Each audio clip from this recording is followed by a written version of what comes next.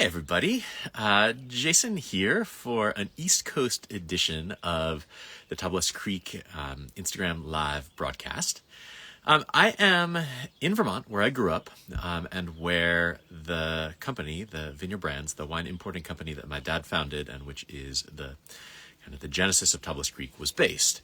I come back for a few weeks every summer. Those of you who've been following this since last summer will remember that. So here I am today. I thought before we welcomed my guest, who I am super excited about. This is Greg Lambrecht, the founder of Coravin. That I would give you first a little tour of where we are here, and then a quick update on what's going on in the vineyard. So if you're here for a conversation with Greg, I'll be starting it in just a couple minutes. But for now, let me take you on a quick walk. So if you want to see the beginnings of Tablas Creek, it is that barn of the old farmhouse that I grew up in. That farmhouse you can see right here. This is where I grew up. We are in the hills outside of Chester, Vermont, which, if you don't know where that is about half an hour north of the town of Brattleboro, about 2 hours south and east of the city of Burlington, which is the place in Vermont that most people know. So anyways, I'll be here for the next couple of Instagram Lives. So you'll get a very different background than you would get if you were at Tablas Creek. Okay, so that said, let me share a few pictures of what's going on at the vineyard. I talked with Ian Consoli earlier today, and he sent a bunch of pictures of what's going on out there right now. So one of the things he sent was photos of the different white varieties, give you a sense of where they are right now. So this is Viognier. Typically, Viognier is the most advanced. You can see the berries are almost full-sized, not quite, but almost full-size, still deep green. We're still probably a month away, better part of a month away from veraison. So it's going to be growing for a little bit. Let's check in on Grenache Blanc. Looking, again, very kind of plump and growing fast. We'll take a look at Picpoul. You can see Picpoul's a little smaller. That's a little later ripening. We're probably not going to see our Picpoul harvest until sometime in October. And then finally, Marsanne, which is, again, it's kind of a little further on. So things are still deep green. That would be true if you were looking at the red grapes also. They would all be pre-veraison. A couple other pictures of what's going on at the winery. The vineyard itself is pretty quiet. Our staff garden, though, is going nuts, as you would expect. It's been hot. A lot of days just over 100 over the last week or so, which at this time of year is not unexpected. It's not particularly hard on the vines. The nights have been cold. So things are looking good still. It is supposed to break tomorrow, and we'll get a little bit of cooler weather, which will be welcome. In the winery, we are putting together the 2021 blends, including our first ever harvest of Muscardin that's going into the Le Complice 2021. So this is the 14th and final Chateauneuf grape that we have gotten into production at Tablas Creek. So it's exciting for us to finally have it in a blend. A couple other things. We completed a bottling. You can see our old case box on the bottom and the new one that we've moved to on the top. It's going to save thousands of gallons of ink to turn natural cardboard color white. Instead, we're just going to go with craft colored boxes. We did a pretty in-depth social media post on this last week. Why we're so excited about it. We really think it's the right way to go. And then two other pieces. One, we have just a few little insider's tip if you're joining. If you're joining me for this, we do have a few boxes left of both our Patelin Blanc and our Patelin Rosé. The Blanc is on the website. The Rosé is not. But if you would like one of the boxes of the Rosé, we literally have like 50 boxes left. So give our orders desk a call. Shoot an email to orders@tablascreek.com or give the main desk a call, and we'll get you one. And then finally, last piece, if you have not been watching, we started a new series called Grape Minute. This is something that we've done. We're on our third grape, the fourth one. Picardin was last week. Counoise is coming up next week. So these will come out every other week. It's basically 1 minute about each of the Rhone varieties that we have, with the essence distilled down as much as we can. So check that out. We're sharing it on all of our social media, but it's also on YouTube. It's becoming going to be a YouTube series. Okay, I'm going to stop sharing.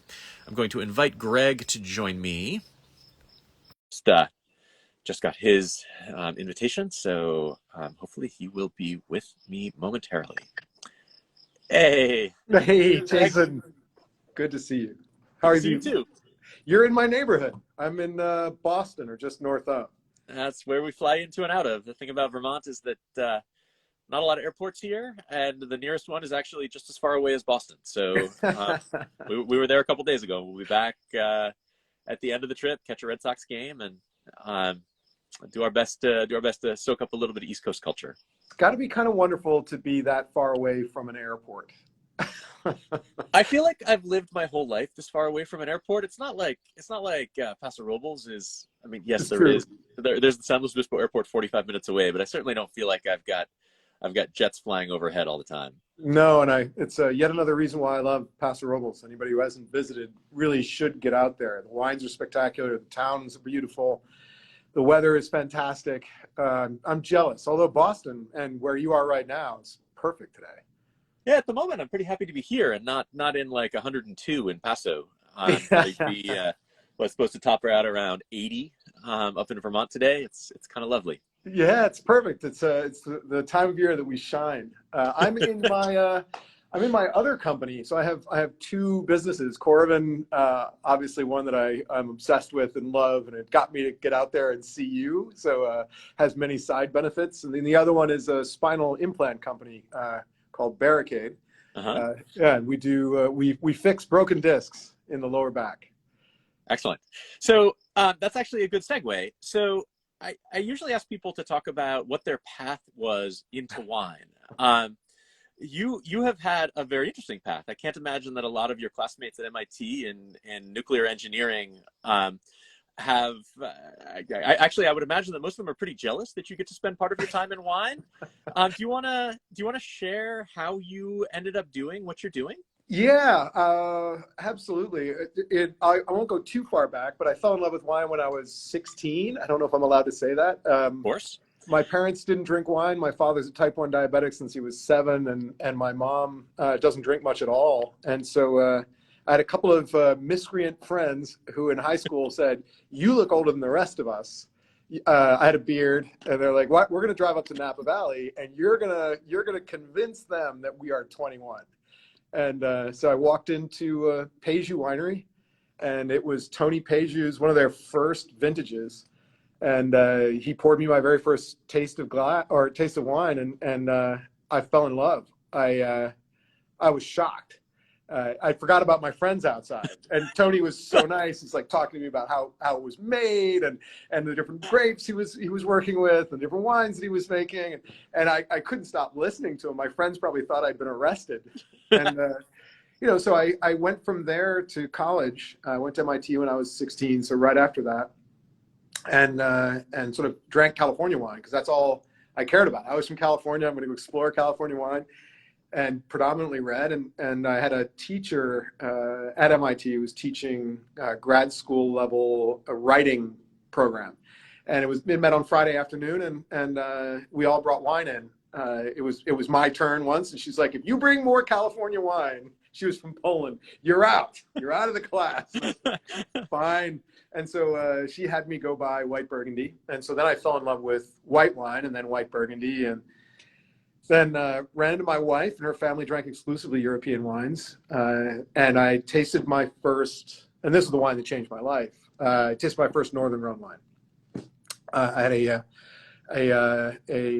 Jean-Louis Chave Hermitage Rouge. It just knocked my socks off. It didn't taste like a fruit was involved, right? It was earth and meat, and it was just otherworldly. So my interest in wine expanded. I studied nuclear physics, and I went into plasma physics in Japan for a year or two, working in Kobe, and then came back to the US, went into medicine, and started inventing new medical therapies. One of the first medical therapies I invented was an implant that goes underneath the skin that you would access with a needle over and over again during the course of somebody's chemotherapy treatment. So I got really good at, this is foreshadowing, I got really good at needles that didn't do damage to things.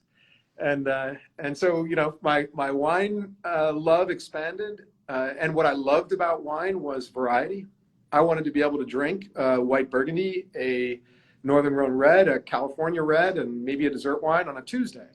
And I couldn't do that. My wife at the time didn't drink wine much at all and didn't like the same wines that I did. So we were always compromising. And I started to realize that there was something missing. It's great to open a bottle when it makes sense and drink it with friends, or 2 bottles maybe with lots of friends. But there were all these other situations where I wasn't opening wine, wasn't opening the wines I wanted to open, I wasn't having the variety that I wanted to have, or I was opening bad wine that I was willing to throw away on a Tuesday, right? Because I was flying somewhere on a Wednesday.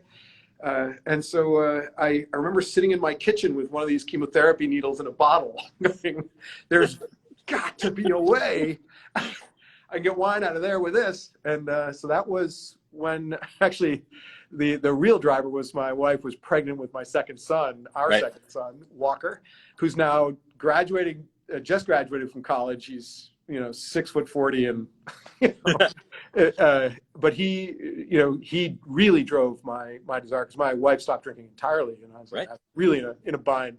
So I invented it in '99 and tested it at home for 11 years and started a company in 2011. We launched in 13. And are people jealous? I think so. This is, if you're going to come at the wine industry as a wine lover, there's really almost no more wonderful tangential path than Coravin, because I don't really have competition. I'm always tasting wine with people. We're used by restaurants and wineries and wine bars and home consumers and by distributors all across the industry now. And so I get to interact with wonderful people that make wonderful wines in beautiful places, like yourself. Right? I'd be jealous. So I'm guessing almost everybody who's watching knows what Coravin is and has used a Coravin, but for the on the off chance that there's a couple people who aren't, could you give the kind of 2-minute elevator pitch of what Coravin is and how it changes the game for people? Yeah, I'll go from the need state. I wanted to be able to drink any wine from any bottle I wanted, whenever I wanted, in any quantity I wanted, without having to think about when I was going to drink from it again. That was my goal. Drink a glass of white, a red, dessert wine on a Tuesday, sparkling wine on a Tuesday. So we started off with this guy. This is the most advanced version of the latest guy. This is a bottle made by a friend of mine, Eden Riff. It's a Semillon from California. And you basically pass a needle through the cork, tip the bottle sideways. You can tell this is a medical company. Tip it sideways. I press this trigger, inert gas, argon goes in, and that argon pushes the wine out of the bottle into your glass, so no air gets in while you're pouring. And I can stop anytime just by tipping up. And this is a bottle I accessed probably last year at some point.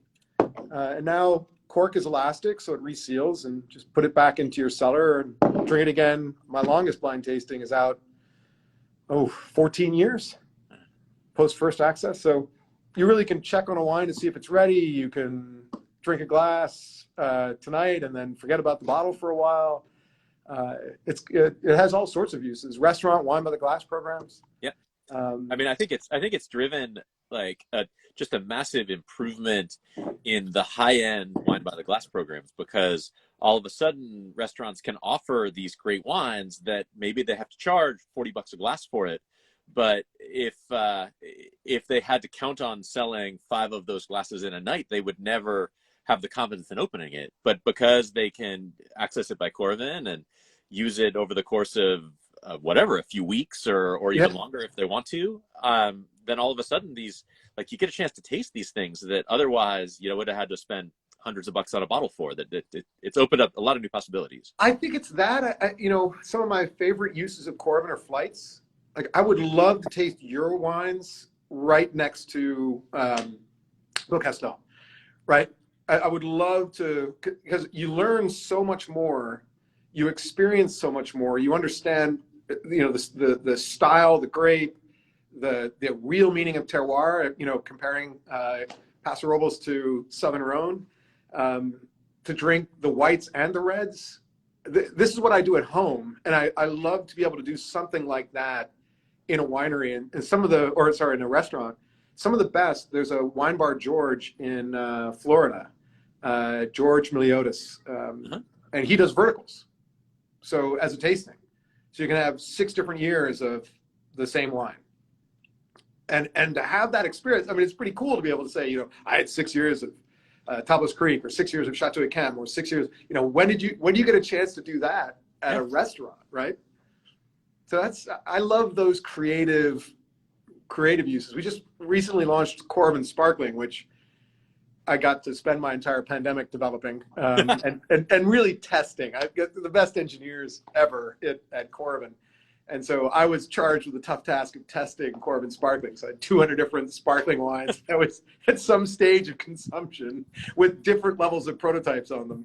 And that, it's funny. I didn't realize I didn't used to drink sparkling wine at all. It was maybe on a holiday or something, because I don't want the whole bottle. I just wanted a glass to celebrate with, right? And so now I'm drinking it every day. Now I have a glass of sparkling wine as my first glass. I don't care. Again, it's this liberation thing. It's amazing. I love your calling out flights as a great way to really learn about wine. People often ask, like, what's the best way if I'm just starting to develop my vocabulary about wine, or I know a few wines that I like, but I don't understand why. And my answer is always, you have to be tasting multiple wines next to each other, because what that does is that highlights the similarities and the differences. It allows you to focus on what those differences are, and usually helps you develop the language to describe them. And that's a hard thing to do if you're at home. I mean, even if you're at home with a significant other, like, you're not opening 4 bottles of wine to compare them side by side. It's just not feasible.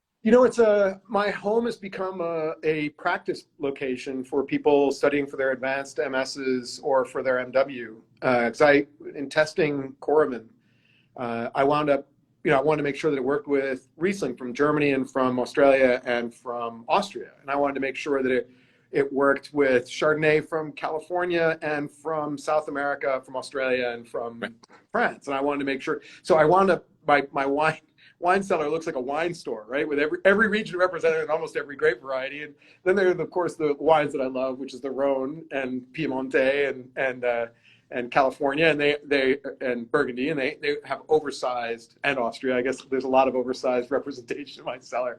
But my tradition at home is when somebody comes over, I say, go down to the cellar, grab whatever you want, and as many as you want.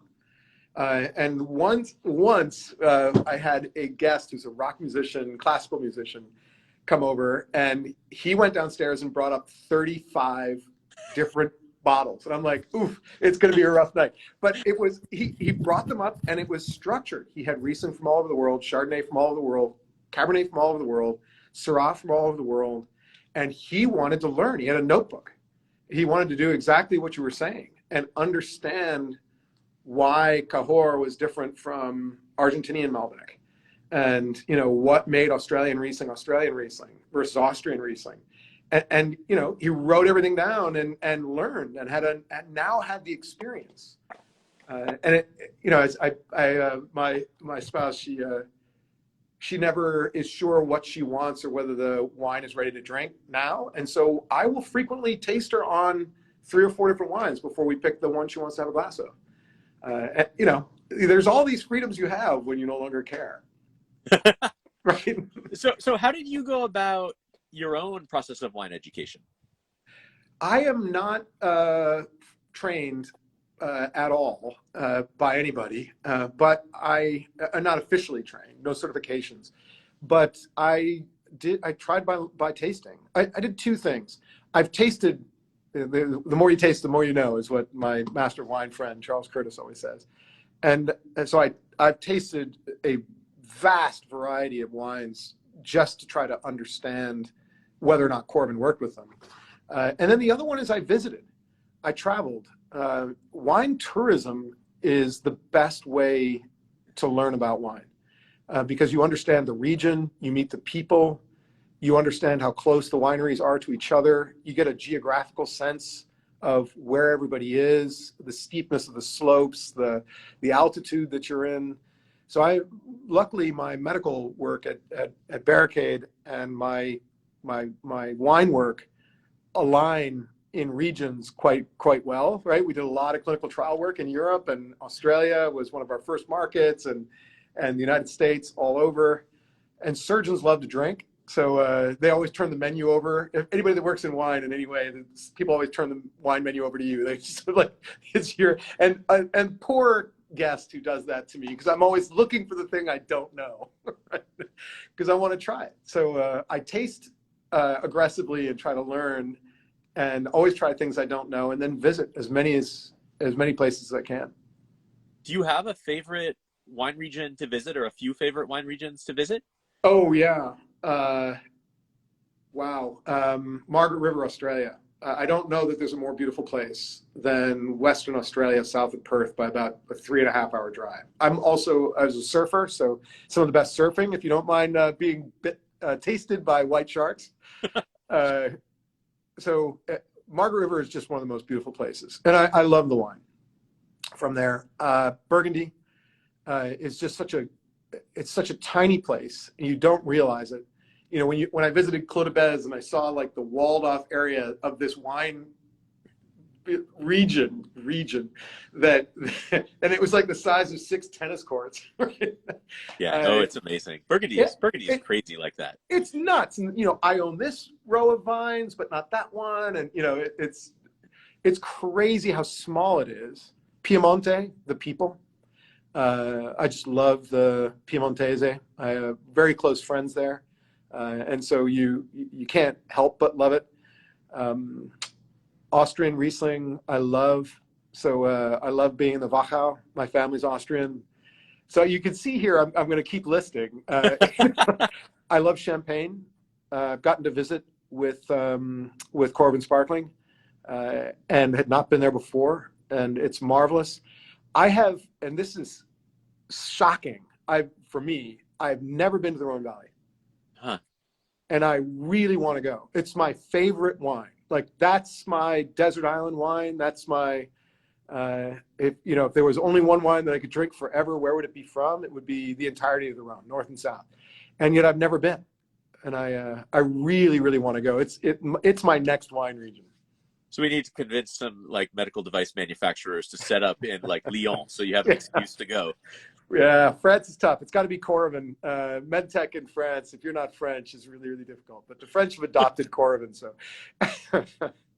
So it seems like you said that you made this first prototype you said in 1999. Yeah. So when you did it, did you think it at that point, did you think of it as a prototype for a business, or was this something that you just wanted to develop for yourself? It was just me. That's how I drank. And I didn't realize it was going to be a business for a long time. I started this tradition of people coming over and choosing whatever they wanted from the cellar to drink. And so friends started to see me drinking this way and realizing that I was drinking very differently than they were. And so they would ask for one. And my tradition was I would make them one, and they would pay me in wine, right? And a wine that I didn't have, but that they loved. And so I started to make like one a month. My first was for this guy named Ryan Drent, who was getting married. He's just a marvelous guy. He's an investor in my company and an investor in Coravin. Just a marvelous human being. And then my co-founder, Josh Mackauer, is a brilliant guy out in California. I made one for him because he had a big wine collection. Wine Mosquito. I just see that Daniel mentioned. It was called Wine Mosquito back then because my son named it. My 3-year-old son named it. You can see I was drinking predominantly red wine, named Wine Mosquito. And then, I started making ones for friends of friends. And then I was making, one a week, and then it was 2 a week, and then it was 4 a week. And I have a machine shop in my basement, but I work for a living in MedTech. I was CEO of a company, and I was really busy. And I had this friend who took me out to breakfast, and he said, Greg, if you don't start a company, I will. So I was pulled into Coravin. I did not, jump into Coravin. I didn't realize how many people wanted to drink that way when I started it.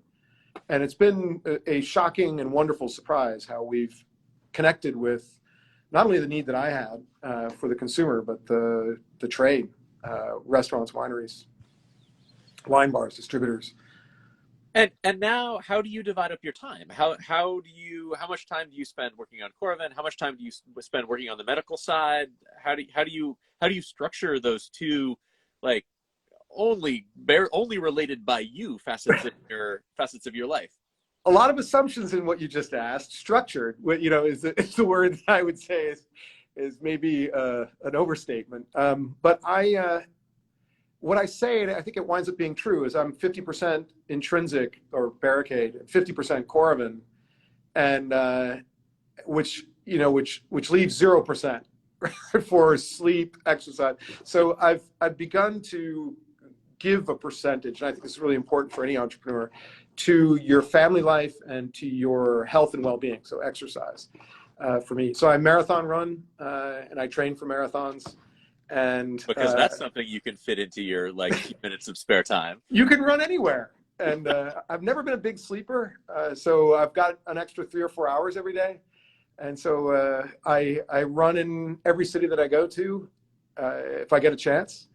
And so I just got back from Nashville, where I was with a surgeon last night. I'm going to be with Intrinsic today. I'm filming at Coravin tomorrow for a brand new product that we're launching.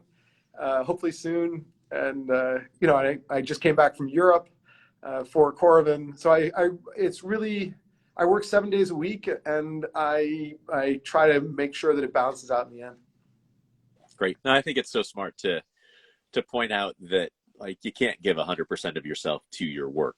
Even if you are working on things that you absolutely love, it's just not sustainable in the long run. It was shockingly sustainable, but the pandemic was a wake-up call. And I was traveling 320 days a year, and before the pandemic, and it went to a screeching 0, right? And then we all went through this experience, and for me, it was real shock of being there with yourself and nobody else, right? You're just your family.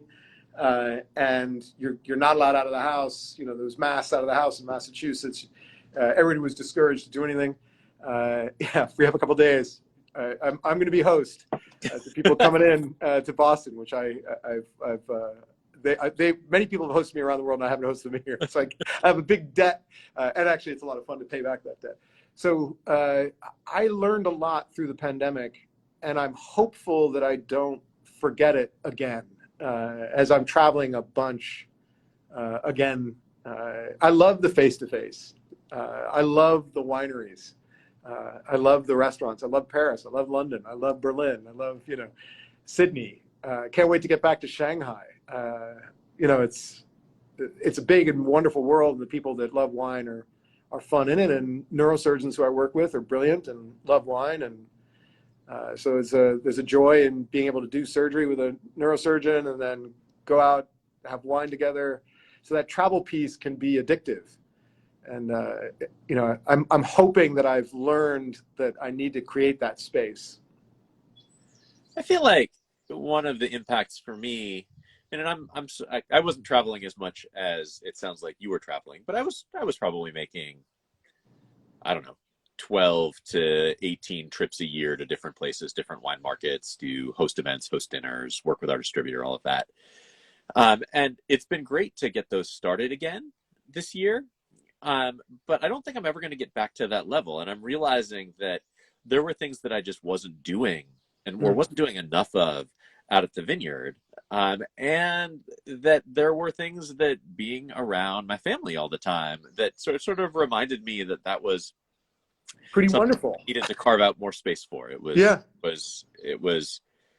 one of the silver linings of course, that difficult 2020 when so many of us had to stop doing so many of the things that we were used to doing. Yeah. Wine held us together a lot. This held us together. Instagram Live held us together, and Zoom, and it all had value to it. And so I think there is a healthy balance between the two to be able to make time more efficient, to avoid the plane trip, and to spend that time for my kids. I've got 2 fully grown kids. One's 23, the other one's 26. And have their careers, and I work through their childhood, so it's to be able to spend time with them Both of them luckily love wine. One of them is an amazing cook. So, I bring the wine, he cooks the food. Perfect. Yeah, and he's got Coravin and Coravin Sparkling, and they're all fully equipped to I would drink hope so. well in moderation, right? Yeah, so you're right. How do we carve out time for the other things that that used to be, I think, in human evolution, probably were the vast majority of the thing that people focused on. Right. Right. How do we carve out that time? We'll find a way, and wine will be a part. Wine will be a part of it. So what's next for you? Like, what's the next thing in the Coravin? Are there things that you could share? You said you had something that you were filming for what might be next, or is that still a secret? I think it's still a secret. I'm terrible. So I spill secrets like I spill wine. I'm a terrible sommelier, unless you like wine in your clothing. So when I founded Coravin, I said that we were going to expand the ways that wine could be served, sold, and enjoyed. So that was our mission. Originally I thought the mission was technical. We're going to make Coravin faster, easier, more fun, independent of closure, so screw cap and Vinalock and everything else, still or sparkling. And so in my view, we've addressed that. We can make refinements to all of those things and make them slightly better or make them more affordable as we make more of it and get better at the technology, or make the wine last even longer. Sparkling right now we're saying is 1 month, but I'm seeing 3, 4, 5. I just had a 6-month glass from a restaurant in London. So we can make it even better, but then is there another fundamental way that we can intersect with the consumer and the trade with something that expands the ways that wine can be served, sold, and enjoyed? And it was during the pandemic, a friend of mine in New York asked me if I could make something for him, and I could, and I did, and one of my guys saw that early, very simple prototype. He's our guy who used to run Asia. Now he sails for Asia and Europe. And he was like, if you can do that, Greg, you can do this. And so the whole company latched onto it. Another thing that I get pulled into, I'm like, nah, that can't be that important. And then we now have this super cool thing, and it does something super cool in the wine industry, and it opens up a whole new way that wine can be served, sold, and enjoyed. And I'm hoping. I always want to focus on 2 things, if you can focus on 2 things. The next thing we're about to launch and the last thing that we did launch, to make sure that they all have the right attention. And so I'm spending a lot of time with sparkling wine and champagne and working on this new thing, testing its limits. Awesome. Do you know when you're going to have an announcement? It's got to be soon. I would imagine it's going to be inside of the next month or so. Watch this space. I want to make sure it works. We are obsessive at Coravin. When we say it lasts a month, it lasts a month. The last glass is as good as the first, as if you just opened it. We say it lasts 5 years. It lasts 5 years. And so I never want to disappoint with over-promising and under-delivering. And so if we can, it's my med tech side, right? You never want to make something that doesn't work, right, in medicine. So, I take the same perspective with Coravin. So if we need to prove that it works, to me. Super cool. Yeah. Well, I cannot believe that it has been half an hour, but it has been half an hour, and I do try to keep these to half an hour. What if people want to follow you? I mean, is there a way to do that other than just following you on Instagram or on Twitter? What's the best way for people to see what you're up to? Yeah, Instagram. I'm posting a lot less for a variety of reasons that I'm going to get over very, very soon.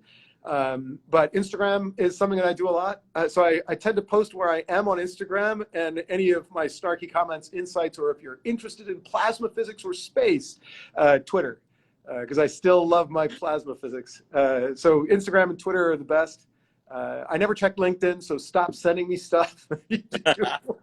It's a vestigial thing, and I'm not on Facebook. I'm there, but I've posted once. I think it was like 10 years ago. So, this is the way.